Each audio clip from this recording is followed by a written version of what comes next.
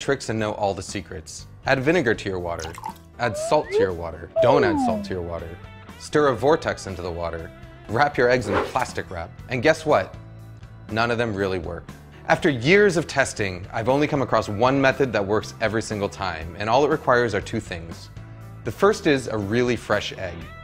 Fresh eggs have tighter whites and yolks that help them retain their shape better as they cook. There are two ways to tell how fresh an egg is. The first is to check something called the Julian date. As long as it's packed in the US, every carton of eggs has a number between 000 and 365 on it, and that number corresponds to the day on which the egg was cleaned and packed.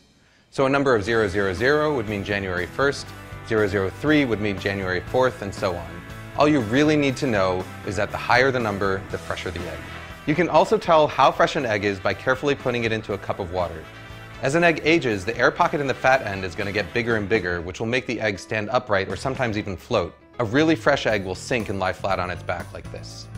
Once you've got your fresh egg, the second tool you need is something that I saw first suggested by British chef Heston Blumenthal, a fine mesh strainer. You see, no matter how fresh your eggs are, there's always going to be some amount of liquid white.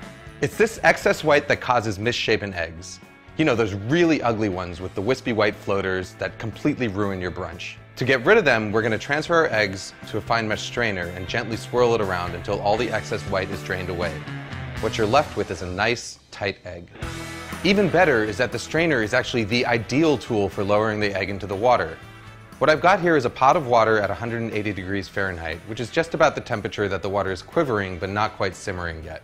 All I'm going to do is gently lower the strainer with the egg into the water, move it back and forth a little bit to make sure the egg isn't stuck, and then carefully roll the egg out.